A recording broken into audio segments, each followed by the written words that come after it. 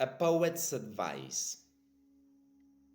A poet is somebody who feels and who expresses his feelings through words. This may sound easy. It isn't. A lot of people think or believe or know they feel, but that's thinking or believing or knowing, not feeling. And poetry is feeling, not knowing or believing or thinking. Almost anybody can learn to think or believe or know, but not a single human being can be taught to feel. Why? Because whenever you think or you believe or you know, you're a lot of other people. But the moment you feel, you're nobody but yourself. To be nobody but yourself in a world which is doing its best night and day to make you everybody else means to fight the hardest battle which any human being can fight and never stop fighting. As for expressing nobody but yourself in words, that means working just a little harder than anybody who isn't a poet can possibly imagine. Why? Because nothing is quite as easy as using words like somebody else. We, all of us, do exactly this nearly all of the time. And whenever we do it, we are not poets.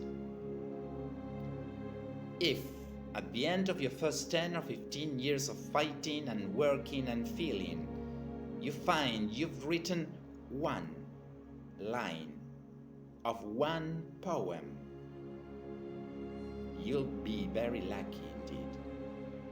And so, my advice to all young people who wish to become poets is: do something easy, like learning how to blow up the world, unless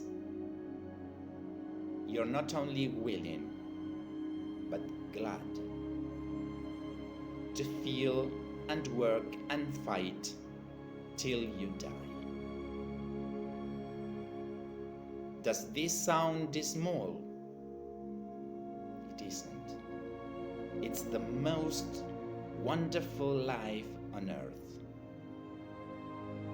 Or so I feel. Miracles are to come. With you I live a remembrance of miracles.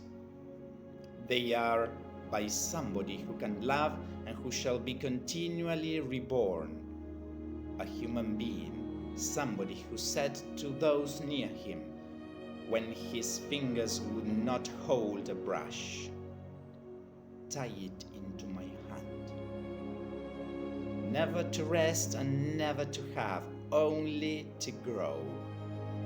Always the beautiful answer. Who asks a more beautiful question? What you have just heard was the introduction to a book of poems by Edward Estling Cummings, E. Cummings as he was widely known during his lifetime, an American poet of the 20th century.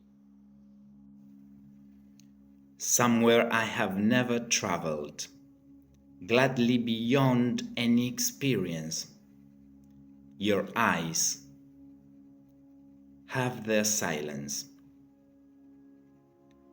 In your most frail gesture are things which enclose me, or which I cannot touch because they are too near.